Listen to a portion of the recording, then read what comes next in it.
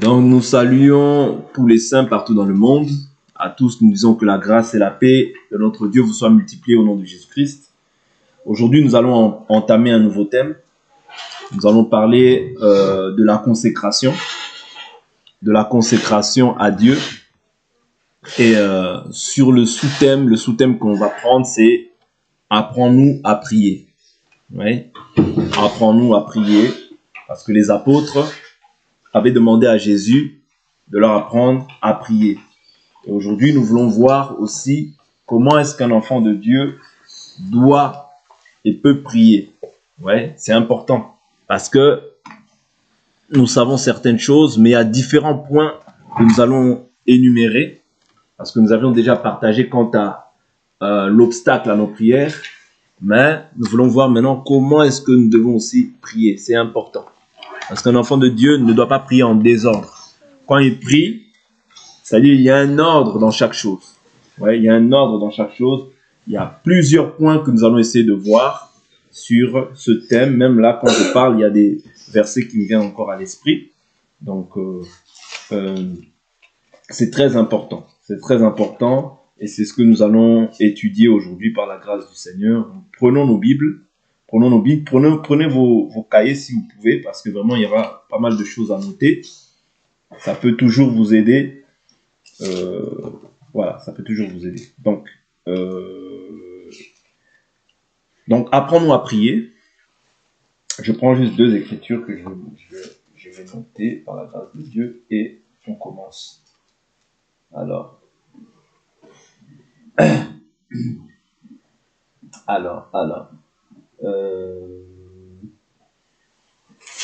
je prends premièrement un premier point dans Matthieu chapitre 6.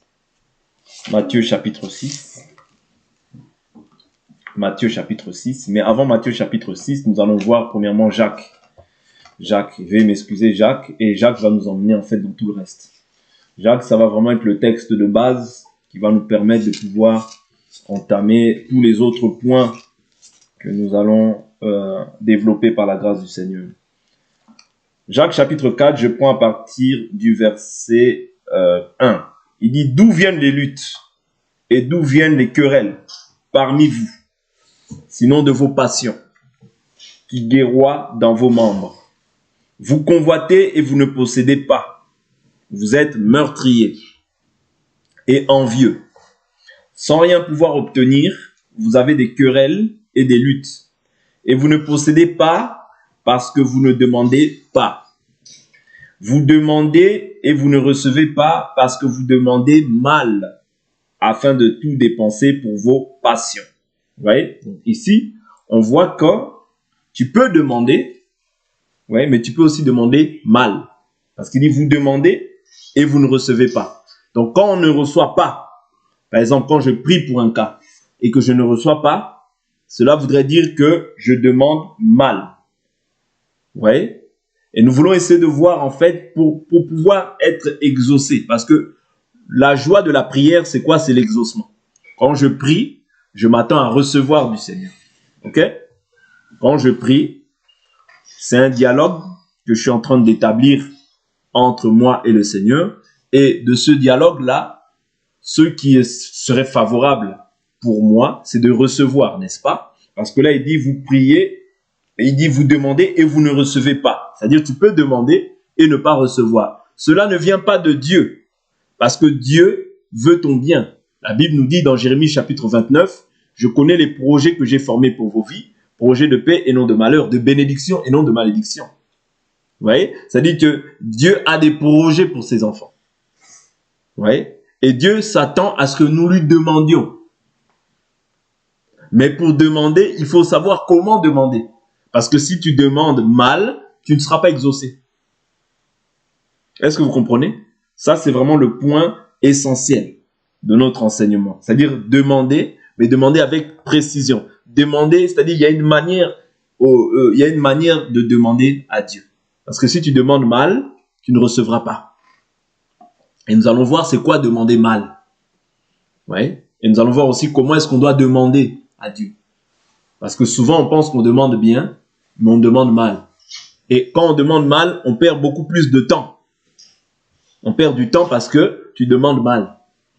Et quand tu demandes mal, la chose qui va arriver, c'est qu'au bout d'un moment, tu vas être frustré. Parce que tu demandes, tu ne vois pas l'exaucement. Donc ça va créer une frustration. Or, le but de Dieu, ce n'est pas de te frustrer. Le but de Dieu, c'est que tu reçoives et que tu reçoives en abondance. Parce que Jésus est venu pour nous bénir, pour nous faire du bien. Vous comprenez? Donc, c'est pourquoi nous allons essayer de voir comment est-ce que, lorsque nous sommes en Christ, nous devons demander. Vous voyez? Parce que si nous demandons mal, nous n'allons pas être exaucés. Vous voyez? Et quand nous demandons pour nos passions, nous n'allons pas être aussi exaucés. Vous voyez? Donc, nous allons commencer. Premièrement, je vais prendre un verset, Hébreux, chapitre 11. Je prends à partir du verset 6. La Bible nous dit, « Or, sans la foi, c'est-à-dire la foi, c'est la base. Or, sans la foi, il est impossible de lui plaire. » Sans la foi, il faut savoir qu'il est impossible de lui plaire. C'est-à-dire chaque chose que tu fais, parce que dans la Bible, quand Jésus disait « ta foi t'a sauvé », ce n'est pas le salut qui mène au ciel. Non, ça c'est le salut par rapport à la maladie. Ok?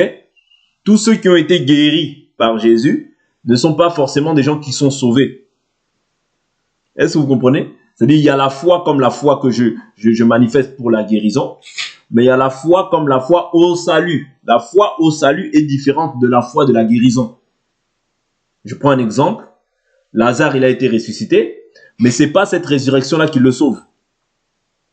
Est-ce que vous comprenez? La foi qui le sauve, c'est la foi en Christ. C'est-à-dire qu'il demeure sur le fondement. Le fondement qui est posé par Christ et qu'il a légué aux apôtres. C'est-à-dire on est sauvé par la foi qui est liée, comme dit Éphésiens chapitre 2, c'est par grâce que vous êtes sauvés par le moyen de la foi. Cela ne vient pas de vous, c'est le don de Dieu. C'est-à-dire la foi, c'est un don que Dieu te donne. C'est pas toi de toi-même, mais c'est Dieu c'est un don que Dieu t'a fait. Ouais. Parce que la Bible dit cela ne vient pas de vous, c'est le don de Dieu. C'est-à-dire la foi, c'est un don que Dieu t'a accordé. Dieu t'a donné. Voilà pourquoi nul n'est question pour nous-mêmes de nous enorgueillir, parce que ça ne nous appartient pas. Tout ce que nous l'avons reçu de la part du Seigneur. Ok? Donc là, premièrement, il est fait question de la foi. C'est-à-dire quand je m'approche de Dieu, je dois d'abord croire. Ouais, je dois d'abord croire. Parce que la Bible dit, or sans la foi, il est impossible de lui plaire. Donc pour plaire à Dieu, il faut d'abord avoir la foi. La foi est définie par le fait de croire, avoir la confiance en Dieu. Croire que tout ce que Dieu a dit est vrai. Et que rien n'est impossible à Dieu, que rien n'est impossible à celui qui croit. Vous voyez, ça c'est les prérogatives déjà pour pouvoir t'approcher du Seigneur. Ok? Il dit, celui qui s'approche de Dieu. Comment est-ce que je m'approche de Dieu? En priant, je m'approche de Dieu. Est-ce que vous comprenez? Quand je prie, je parle à Dieu. J'appelle Dieu. C'est comme si je prends le téléphone pour appeler une tierce personne. Quand je prie aussi, c'est comme si je passe un appel à Dieu. Je m'approche de Dieu par la prière. Est-ce que vous comprenez? Prier, c'est s'approcher de Dieu. Prier, c'est crier à Dieu. Prier, c'est parler. C'est un dialogue que tu établis envers toi et Dieu. Est-ce que vous comprenez? Ça, ici, je suis en train de poser des bases. Donc, il dit, celui qui s'approche de Dieu doit croire qu'il existe. Ouais. La notion de croire n'est jamais exclue. C'est-à-dire, quand tu pries, si il t'arrivait qu'au bout d'un moment, tu avais cru, mais qu'au bout d'un moment, tu ne crois plus, c'est plus bon. Parce que ce qui fait ce qui véhicule en fait ta prière, c'est le fait que tu crois. Ce que Dieu agrée, c'est le fait que tu crois. Et maintenant, quand tu parles, ce que tu crois doit s'appuyer sur ce qui est sur la fondation. Bon, on verra ça par la suite. Ouais? C'est-à-dire ce qui véhicule, bien ce qui conduit ta prière, c'est le fait d'abord, au préalable, tu dois croire.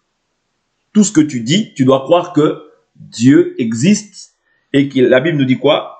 Et qu'il récompense ceux qui le cherchent. Ça veut dire, tu t'approches de Dieu par la prière, vous voyez, et tu dois croire que c'est Dieu qui va te récompenser. Ouais, c'est Dieu qui va te récompenser pour tous les actes que tu poses, pour tous les actes que tu fais, pour la prière que tu es en train de pouvoir adresser à Dieu. Tu dois croire d'abord qu'il existe et qu'il va te récompenser. Ça, c'est la base. Croire d'abord que ce que je dis, Dieu m'écoute. Même si je ne vois pas la chose dans l'instant T, tu dois croire que Dieu t'écoute. D'abord, tu dois croire comme ça. Et maintenant, secondement, tu dois croire que aussi, tout ce que tu demandes à Dieu avec foi, par la prière, tu dois croire qu'il t'a déjà exaucé. C'est très important. Je prends une écriture. 1 Jean, chapitre 5. 1 Jean, chapitre 5. Je prends à partir du verset.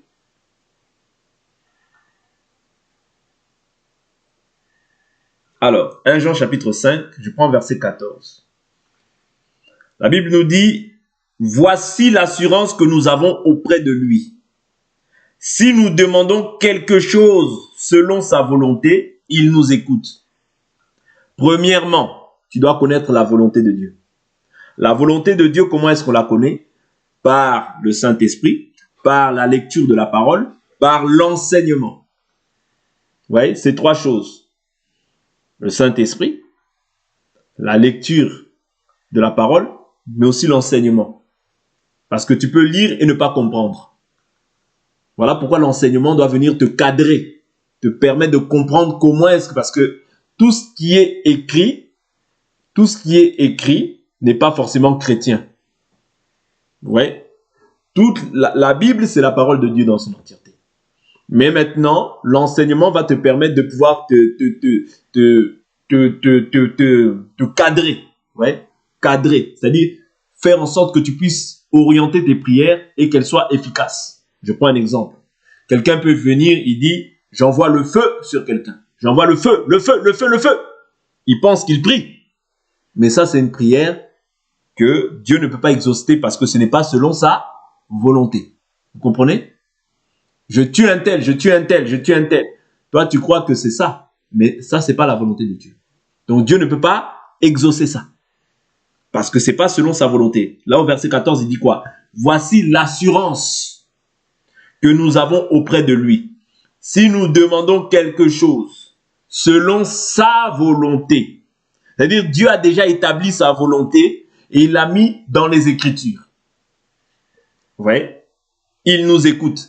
Ça veut dire que si tu dis quelque chose qui n'est pas selon sa volonté, Dieu ne t'écoute pas. Est-ce que vous comprenez?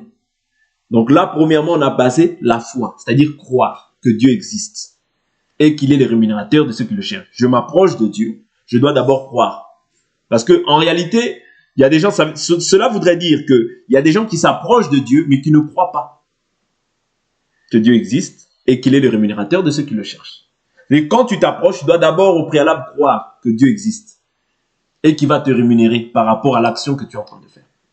Même si tu ne vois pas la chose, toi persévère, Dieu, tôt ou tard, il s'arrêtera sur ton cas.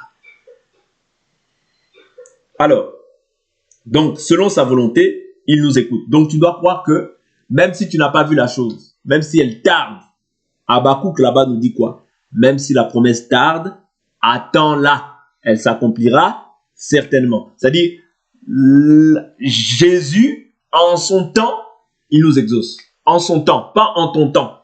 Non. Parce que Dieu peut aussi t'éprouver. Te faire, c'est-à-dire t'éprouver pour voir Pierre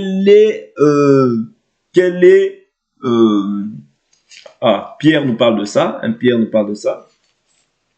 Parce que Dieu peut aussi nous éprouver. Vous voyez, pour voir de quelle nature est notre foi. Vous voyez, ça c'est 1 Pierre, chapitre 1, verset 7. Vous voyez, notre foi doit être éprouvée. C'est-à-dire, tu peux demander des choses à Dieu. Dieu aussi t'éprouve. Ouais, Dieu t'éprouve pour voir quelle est la nature de ta foi. Est-ce que tu crois simplement pour un temps et quand tu ne vois pas la chose, tu abandonnes? Ou bien est-ce que tu crois en persévérant? Ouais, nous devons avoir une foi constante. Ouais, nous devons être constants dans notre foi et nous devons être persévérants. C'est pourquoi j'ai parlé de consécration. C'est-à-dire quand on est consacré à Dieu, ça consiste à quoi? À rendre sacré, c'est-à-dire faire passer du domaine du profane au domaine du sacré. C'est-à-dire quand les choses sacrées, la prière, tout ce que nous avons en Christ, ce sont des choses sacrées. La prière, c'est une chose sacrée. C'est-à-dire quand je prie, vous voyez, je dois croire premièrement qu'il m'écoute. Et secondement, il dit quoi? Et si nous savons qu'il nous écoute, quoi que ce soit que nous demandions, nous savons que nous possédons ce que nous lui avons demandé. Cela voudrait dire que quand j'ai demandé à Dieu, Dieu n'est pas un homme pour mentir, ni le fils d'un homme pour se repentir. Quand j'ai demandé à Dieu, j'ai déjà la chose. Est-ce que vous comprenez? Parce que Dieu dit, il dit quoi? Au verset 15, il dit, et si nous savons qu'il nous écoute. Donc, avant, rassure-toi que tu as demandé quelque chose selon sa volonté. Est-ce que vous comprenez? Il faut d'abord qu'il y ait la foi. Quand tu t'approches de Dieu, il faut que tu aies la foi. C'est-à-dire que tu crois que Dieu existe et qu'il est le rémunérateur de ceux qui le cherchent. Tu crois troisièmement qu'il t'écoute. Ouais, qu'il t'écoute. Et quatrièmement, ici, tu dois croire que ce que tu as demandé aujourd'hui, tu l'as déjà possédé. Tu l'as déjà reçu. C'est dur. Parce que tu peux demander quelque chose il y a 1 an, mais tu ne l'as toujours pas reçu, tu ne le vois toujours pas arriver. Oui, mais tu dois croire que tu l'as déjà reçu. Dès que tu as demandé à Dieu, tu dois croire que tu l'as déjà possédé la chose. Ce n'est pas moi qui le dis, c'est l'Écriture. Parce que la foi, la Bible nous dit, la foi appelle à l'existence ce qui n'existe pas. C'est-à-dire, je n'ai pas vu, mais je crois. Et d'ailleurs, Hébreux chapitre 11 nous dit quoi? Laissons un doigt dans 1 Jean chapitre 5. Hébreux chapitre 11 nous dit quoi? Je prends Hébreux 11 rapidement. Il y a une écriture qui m'est venue à l'esprit. Alors, Hébreux 11, t'es où Hébreux? Hébreux. Ouais, Hébreux 11 nous dit quoi? Alors, Hébreux 11, verset 39. Et tous ceux-là qui avaient reçu par leur foi un bon témoignage n'ont pas obtenu ce qui leur avait été promis. Car Dieu avait en vue quelque chose de meilleur pour nous, afin qu'ils ne parviennent pas sans nous à la perfection.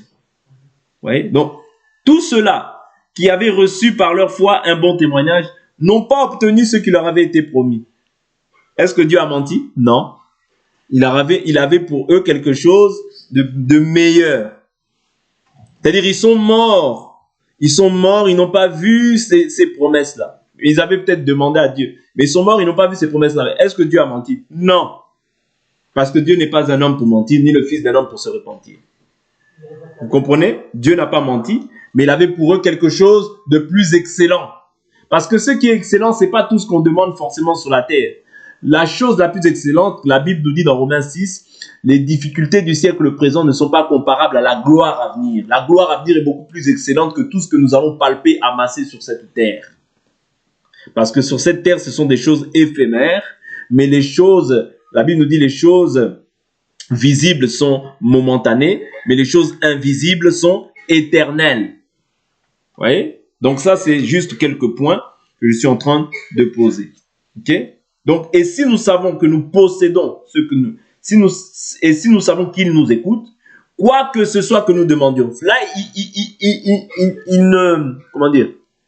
il n'est pas en train de limiter les choses que nous sommes en train de demander. Non.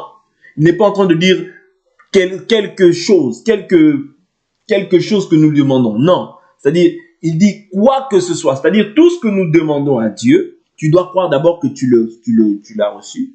Ouais. Tu dois croire que tu possèdes la chose. Ouais. Tu dois croire que tu possèdes déjà la chose. Je demande là, maintenant, je possède déjà la chose. Mais je dois demander selon sa volonté. Ok? Parce que Jacques, là-bas, nous dit quoi? Vous demandez et vous ne recevez pas parce que vous demandez pour satisfaire vos convoitises, pour vos passions. Dieu n'exauce pas les convoitises de l'homme. Qu'est-ce qui peut être des convoitises? Je prends un exemple. Seigneur, il faut que j'ai une Bentley. Comme ça, quand les gens vont me voir, ils vont sentir. Là, c'est plus Dieu. Là, c'est fait pour pouvoir montrer aux hommes. Or, Dieu, quand il te donne, ce n'est pas pour une vaine gloire. Dieu répond à nos besoins, pas à nos convoitises. Et si Dieu veut te donner au-delà, il te donnera au-delà. Mais si tu commences à faire des choses pour qu'on te voie, pour que tu dises que, les gens vont sentir, ils vont voir que maintenant, moi, j'ai Dieu. Non, avoir Dieu, c'est l'humilité. Avoir Dieu, ce n'est pas l'orgueil. Quand l'orgueil monte, c'est plus Dieu, c'est le diable. Même si tu dis j'ai Dieu, j'ai Dieu, j'ai Dieu, mais la pensée qui est en train de monter dans ton cœur, c'est plus Dieu, c'est le diable.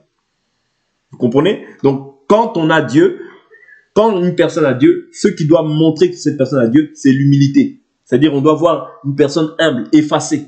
C'est-à-dire, même si j'ai la chose, que je sois comme si la chose n'existait pas. C'est parce que ma vie n'est pas définie ou caractérisée par cette chose-là. Mais ma vie est définie par la foi que j'ai placée en Christ Jésus. Voilà pourquoi Paul, dans 1 Corinthiens chapitre 7, qu'est-ce qu'il dit? 1 Corinthiens chapitre 7, qu'est-ce qu'il dit? Je prends cette écriture. On n'aura pas fini aujourd'hui parce qu'il y a beaucoup de choses à partager sur ça.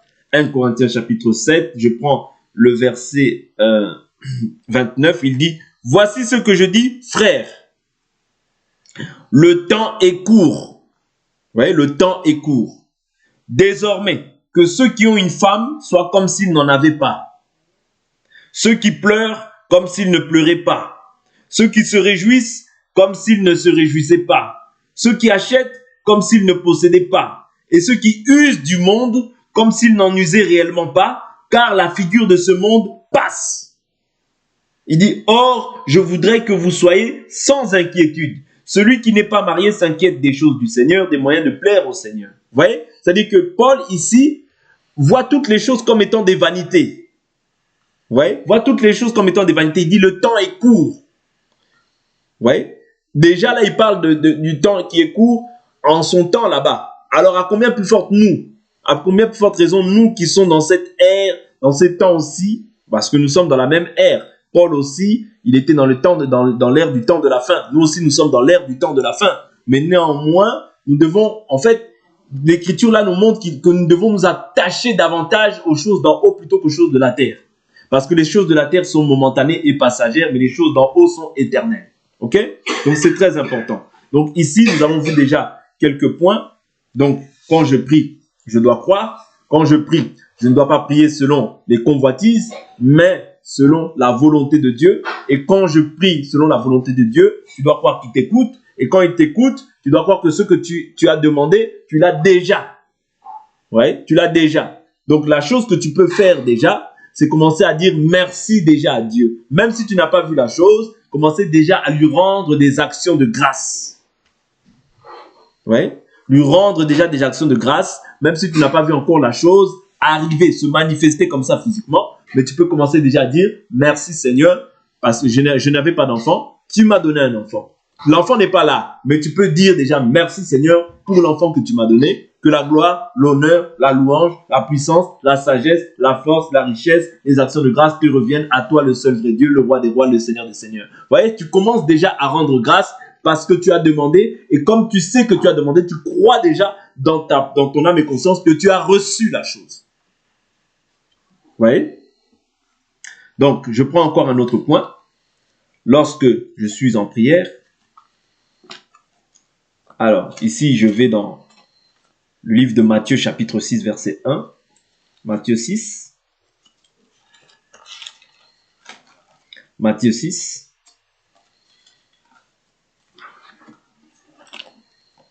Verset 1. L'Écriture nous dit, « Gardez-vous de pratiquer votre justice devant les hommes pour en être vus.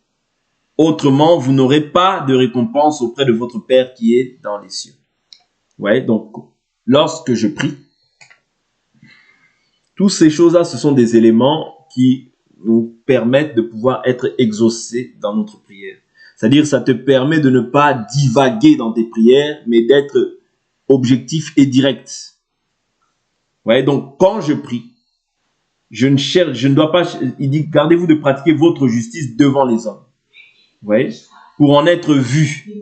Autrement, vous n'aurez pas de récompense auprès de votre Père qui est dans les cieux. Donc, je ne dois pas chercher à pratiquer ma justice devant les hommes. Vous voyez, la justice dans tous les cas de figure. Maintenant, quand je saute, je vais au verset 5. Il dit, lorsque vous priez, ne soyez pas comme les hypocrites. Premièrement, là, il mentionne quoi? Les hypocrites. Qu'est-ce qu'ils font, ces hypocrites? Il dit qu'ils aiment à prier debout dans les synagogues. Ouais, donc là, Jésus, il mentionne ces choses-là comme étant des hypocrites. Donc quand on voit les gens prier devant les synagogues, vous voyez, devant les synagogues et au coin des rues, donc on comprend facilement que les musulmans sont des hypocrites. Vous voyez, parce qu'ils prient au coin des rues. Donc Jésus les mentionne aujourd'hui comme des hypocrites. Ok? Donc l'hypocrisie, c'est ça, selon Dieu. Qui aiment à prier debout dans les synagogues et au coin des rues pour se montrer aux hommes. Vous voyez? En fait, les choses de Dieu, quand tu veux te montrer, c'est-à-dire tu ne cherches plus la gloire qui vient de Dieu, mais tu cherches la gloire qui vient des hommes. Qu'on dise, ah, vraiment lui il est danger, hein. Bravo. Et quand on te dit bravo là, c'est ça ta récompense. Devant Dieu, tu n'as pas de récompense.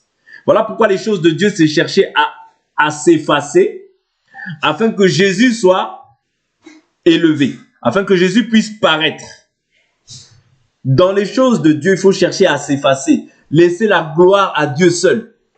Si les gens te disent que toi, tu ne fais rien, toi, tu es païen, accepte. Si toi, dans ta conscience, tu sais que tu sers Dieu dans la vérité et dans la paix, gloire soit rendue à Dieu. C'est Dieu qui nous voit. C'est pas l'histoire. Le problème n'est pas que les gens nous voient. On n'en a que faire que les gens nous voient. On n'en a que faire que les gens nous considèrent. On n'en a que faire que les gens nous méprisent. Oui. On ne doit pas chercher l'approbation des hommes. Mais on doit rechercher l'approbation de Dieu. Si les hommes te voient comme si tu étais le dernier de la classe, gloire à Dieu. Parce que la Bible nous dit, malheur à vous lorsque tous les hommes diront faussement du bien de vous. C'est ainsi qu'ils ont agi envers les faux prophètes. C'est-à-dire, quand toi tu recherches la gloire venant des hommes, tu recherches à ce que les hommes t'acclament devant Dieu. C'est un malheur. Parce que l'écriture est claire. Luc chapitre 16, la Bible nous dit, tout ce qui est élevé parmi les hommes est en abomination devant Dieu. Je reprends cette écriture. Cette écriture, elle se trouve dans Luc chapitre 16. Luc chapitre 16, le verset 15, il dit, vous êtes de ceux qui se font passer pour justes devant les hommes. Mais Dieu connaît vos cœurs, car ce qui est élevé parmi les hommes est une abomination devant Dieu. Tout ce qui est élevé parmi les hommes, ah lui c'est un grand, ah lui, faut refuser ça. Voilà pourquoi Jésus nous a montré un exemple. Lorsque les gens venaient pour lui faire roi, il a fui. Où il est parti où? Dans la prière. Parce que Dieu, c'est-à-dire Jésus, voyez-le toujours dans la partie Dieu et dans la partie homme. Dans la partie homme, c'est aussi pour nous donner un enseignement à nous. Quand Jésus faisait des miracles, les gens voulaient venir pour le faire roi. Jésus, il fuyait. C'est-à-dire, il refusait la gloire venant des hommes. Il voulait la gloire venant de Dieu. Et c'est ce que les gens ne veulent pas aujourd'hui. Les gens veulent qu'on les acclame. Les gens veulent qu'on dise, oh, lui, ceci, cela. Non, il faut refuser ça. Il faut refuser la gloire des hommes. Accepte la gloire de Dieu qui se trouve dans le secret. La gloire de Dieu, c'est dans le secret. Là où personne ne te voit, mais là où toi tu payes le prix et Dieu te voit. Parce que quand c'est la gloire des hommes, ça veut dire que tu ne recherches plus à ce que Dieu puisse paraître, mais tu cherches à ce que toi tu puisses paraître. Et là, tu cherches à prendre la gloire qui vient à Dieu seul. Ésaïe chapitre 42, verset 8. Je ne donnerai pas ma gloire à un homme, ni mon honneur au statut. C'est-à-dire quand les gens commencent à t'idolâtrer, à dire à celui-ci, à celui-ci, à celui-ci, tu as un problème avec Dieu. Est-ce que vous comprenez? tu as un problème avec Dieu. Oui, parce que tu veux prendre sa gloire. Oui, tu veux prendre sa gloire. Voilà pourquoi je trouve que c'est dangereux dans cette génération de chercher à se voir faire aimer des hommes. C'est dangereux. C'est dangereux. Oui, parce que Paul dit, suis-je devenu votre ennemi à cause de la vérité? Accepte d'être ennemi des hommes et d'être ami de Dieu. Accepte d'être ennemi des hommes et d'être ami de Dieu. Oui. Accepte, parce que c'est ta croix. Mais si tu veux être ami des hommes, tu seras ennemi de Dieu. Matthieu chapitre 6. Donc là, on voit l'hypocrisie. Prier debout devant les synagogues pour se faire voir des hommes et pour montrer aux hommes. En vérité, je vous le dis, ils ont reçu leur récompense. Oui. Quand tu vois des gens sur Internet, ils sont là, ils veulent montrer qu'eux, ils prient. Ils sont là sur Internet. Donc, tout ce que tu fais, c'est pour qu'on te voie. Qu'on te voie. C'est-à-dire, Dieu n'est plus le centre de tes préoccupations, mais tout ce que tu veux que toi, on puisse te voir et que Dieu puisse diminuer. Tu vois des affiches avec des pasteurs, avec leurs photos. Tu vois vraiment leurs photos. Oui, un tel va prêcher. En fait, ils créent des idoles dans le cœur. Dans les choses de Dieu, il faut chercher à s'effacer. Oui. Chercher à s'effacer. Et que Dieu seul soit glorifié. Oui. C'est ça qu'a dit Jean-Baptiste. Il faut que je diminue afin que lui puisse croître. Et c'est le même principe dans la prière. C'est-à-dire qu'il faut chercher à s'effacer, à s'abaisser, à ne pas chercher à ne pas chercher à te faire valoir, ni à te faire valoir des hommes. Non. À montrer aux hommes que toi tu pries. Non. Dieu voit ton cœur. C'est-à-dire, quand tu recherches déjà l'approbation des hommes, il y a l'impureté qui est déjà dans ton cœur. Il y a l'impureté. Ok? Donc, ta récompense, c'est quoi? Quand tu pries dans les rues, quand tu cherches à être vu, les gens vont dire bravo. Mais devant Dieu, tu as aucune récompense. Verset 6, il dit, mais toi, quand tu pries, entre dans ta chambre. C'est très important de prendre cet aspect-là. Quand tu pries, tu entres dans ta chambre. C'est-à-dire dans le lieu secret. Quand tu pries, il est important de prier de manière structurée. Ne prie pas en désordre, non. Parce que en fonction de... Vous voyez, le respect que tu donnes à Dieu, vous voyez, le respect, l'honneur que tu donnes à Dieu, c'est le même honneur aussi que Dieu va te donner. Vous voyez? C'est parce que ce qu'un homme sème, il le moissonnera. Tu pries dans le désordre, tu pries là, il y a du bruit, tu pries là où... Non. Quand on prie, c'est pas comme ça. Quand on prie, ça veut dire on veut recevoir quelque chose. Je prends un exemple. Quelqu'un qui va aujourd'hui chez un président de la République. C'est-à-dire, il va faire, admettons qu'il ait une demande à faire au président de la République.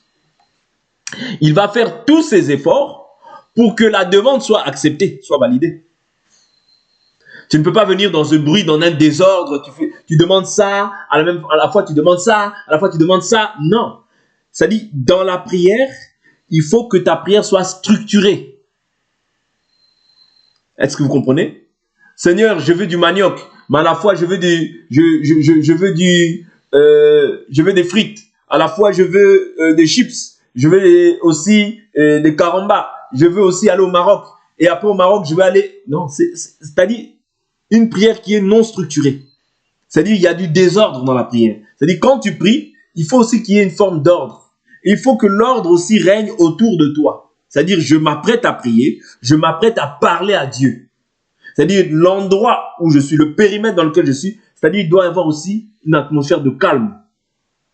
Ouais, une atmosphère de calme. Parce que là, il dit, quand tu pries, entre dans ta chambre, ferme ta porte et prie ton Père. C'est-à-dire, quand tu pries, il doit y avoir un cadre adapté à Dieu. C'est pas tu pries, il y a du bruit, il y a la télé, il y a les chants, les enfants qui courent. Non. Parce que tu ne seras pas concentré. Or, la prière, c'est aussi, c'est-à-dire se concentrer sur la face de Dieu. C'est-à-dire s'approcher de Dieu. Voilà pourquoi quand tu pries, c'est un moment sacré. Un moment réservé, priorisé pour Dieu. Tu ne dois pas négliger ce moment-là. Tu pries, Seigneur, merci. Merci. Non, non, non. Quand tu pries, tu n'es pas obligé de prier. Mais si tu pries, prie correctement. Oui. Parce que quand tu pries de cette manière-là, ça veut dire que tu n'honores pas la divinité. Tu n'honores pas ton Créateur. Or, Dieu, on doit l'honorer en tout. Quand tu pries, ça veut dire que c'est une disposition. Je me dispose à aller adresser une prière à Dieu. Si tu pries 10 minutes, ce n'est pas un problème. Mais prie 10 minutes, mais prie, c'est-à-dire que ces 10 minutes-là doivent être 10 minutes de qualité que tu offres à Dieu. Si tu pries 20 minutes, gloire à Dieu, ce n'est pas un problème. Mais si tu pries 20 minutes, ça doit être 20 minutes de qualité que tu offres à Dieu. Ouais. Voilà pourquoi il est important aussi d'établir des temps de prière. Même si tu pries 10 minutes, même si tu pries 5 minutes, mais ces 5 minutes-là, c'est-à-dire il faut que ce soit des 5 minutes de qualité. C'est pas 5 minutes, tu es là, tu cries, ah mais toi, calme-toi, ah, toi, calme-toi, ah, tu cherches l'enfant, Seigneur, merci, ah, mais toi, calme-toi. Non, ça c'est pas une prière, ça c'est un désordre. Ouais. Ça ce n'est pas une prière, c'est un désordre. Voilà pourquoi la prière c'est une disposition. Je me dispose à prier à telle heure. Ouais. C'est une discipline. C'est-à-dire, si par exemple, tu veux faire ça tous les jours, te discipliner de cette manière, discipline-toi, mais fais en sorte que dans ton périmètre, où tu vas adresser des prières au Seigneur, que ce soit un périmètre adapté et propice à la prière. C'est-à-dire, je vais prier, il faut que je sois dans un lieu où il y a le calme. Parce que je veux m'approcher de Dieu. Tu ne peux pas t'approcher d'un président de la République. Ton téléphone sonne, tu dis « Allô, président, attends. Président, attends. Président, attends, je parle au téléphone. Allô, allô. Oui, là, je suis en train de faire autre chose. Bon, je reviens. Oh, président, je reviens. » Non. Si devant une autorité, tu ne peux pas faire ces choses, à combien plus forte raison devant ton Créateur, tu ne peux pas faire ça? Ouais. Et comment ça se passe? Admettons, j'ai besoin de ça. L'enfant, il vient. J'ai besoin de ça. J'ai besoin de ça. Tu n'es plus concentré dans ta prière. Ouais. Donc, quand tu pries, il faut comprendre en fait les principes de la prière. Le but, c'est pas de prier forcément longtemps. Non. Le but, c'est que ton cœur, c'est-à-dire ce moment-là, que ce soit un moment où tu puisses répandre ton cœur devant Dieu. Parler à Dieu avec ton cœur. Mais c'est-à-dire que les principes que Dieu établit, c'est entrer dans ta chambre et prier ton Père dans le lieu secret. Vous comprenez? Et quand tu pries, il dit quoi? Il dit quand tu pries, entre dans ta chambre, ferme ta porte et prie ton Père qui est dans le lieu secret. Et ton Père qui voit dans le secret te le rendra. Oui. Ton Père qui voit dans le secret, il te le rendra. Maintenant, il dit, au verset 7, il dit, en priant, on va s'arrêter là. En priant, peut-être qu'on reviendra dessus demain. Il dit, ne multipliez pas de vaines paroles. C'est quoi les vaines paroles? En priant, ne multipliez pas de vaines paroles comme les païens qui s'imaginent qu'à force de paroles, ils seront exaucés. Ne leur ressemblez pas, car votre Père sait de quoi vous avez besoin avant que vous le lui demandiez. Les vaines paroles, qu'est-ce que c'est? Les vaines paroles, c'est tout ce qui ne s'appuie pas sur ce qui est écrit. Je peux dire, Seigneur, je te bénis, Seigneur, tu es bon, tu es grand, tu es merveilleux. Seigneur, tu es bon, tu es grand, tu es merveilleux. Ce n'est pas des vaines paroles. Est-ce que vous comprenez? Je peux répéter, Seigneur, tu es bon, tu es grand, tu es merveilleux. Oh Éternel, tu es bon, tu es grand, tu es merveilleux. Ce n'est pas des vaines paroles. Pourquoi? Parce que c'est une écriture, ça s'appuie sur l'écriture. Quand on parle de vaines paroles, on parle de ce qui est vain, ce qui ne s'appuie pas sur la foi. Je prends une écriture. 1 Corinthiens chapitre 15. On va s'arrêter là pour aujourd'hui. On reviendra dessus demain pour donner un peu plus d'éléments. Parce qu'on a déjà écoulé le temps. 1 Corinthiens, je prends chapitre 15. Alors, il dit, je vous rappelle, frères, l'évangile que je vous ai annoncé, que vous avez reçu, dans lequel vous demeurez ferme, et par lequel aussi vous êtes sauvés, si vous le retenez dans les termes où je vous l'ai annoncé, autrement vous auriez cru en vain. C'est-à-dire, ici, il parle de la foi vaine comme étant le fait de croire un autre évangile ou bien croire d'une manière différente de ce qui a été annoncé. C'est-à-dire, là, il parle de foi vaine. Or, la foi vaine, c'est ce qui ne s'appuie pas sur ce que Dieu et les apôtres ont laissé comme enseignement. De même, ici, nous comprenons que les paroles vaines, c'est quoi? C'est des paroles qui ne trouvent pas de fondement dans ce qui est écrit. Oui? Ça ne trouve pas de place, ça ne trouve pas de fondement dans ce qui est écrit. Tu vois? Par exemple, tu pries, par exemple, je prends un exemple. Il y a des gens qui vont prier, tu pries, mais ça ne trouve pas de fondement dans ce qui est écrit. Ou j'envoie le feu, je tue un tel, je fais ci, mais ce que tu dis ne trouve pas de place dans ce qui est écrit. Ça, la Bible appelle cela des paroles vaines. Pourquoi je dis ça? Demain, on verra des exemples des paroles vaines, vous voyez, dans la Bible, qui ont été données. Vous voyez? Toute parole, ouais, qui ne trouve pas d'appui, qui ne trouve pas de soubassement dans l'écriture, c'est une parole vaine. Toutes les pensées humaines, aussi nobles qu'elles soient, aussi bonnes qu'elles soient, si ça ne trouve pas de fondement dans la parole, c'est une parole vaine. Comprenez? C'est une parole vaine. Voilà pourquoi, quand on prie, pour prier avec efficacité, pour prier afin que nous soyons exaucés, il faut éviter les paroles vaines. Oui? Il faut éviter de t'appuyer sur ce que toi tu penses. Parce que nos pensées ne sont pas les pensées de Dieu. Nos voix ne sont pas ses voix. Oui? Et ça, il dit quoi? Il dit, ne faites pas comme les païens. Donc on comprend que ceux qui font ça, c'est qui? Ce sont les païens. Oui?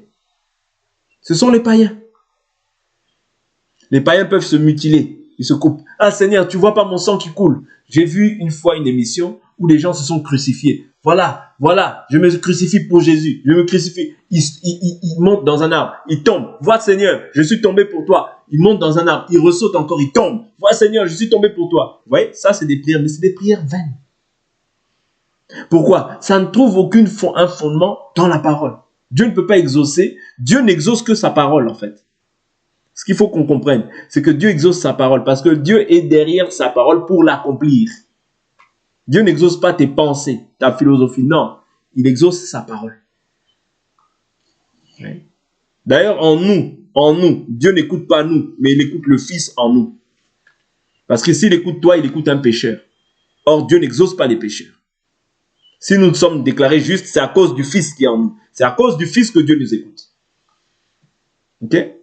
Donc pour aujourd'hui, on va s'arrêter là. Et nous allons prier dans le nom de Jésus-Christ et nous continuerons demain par la grâce du Seigneur.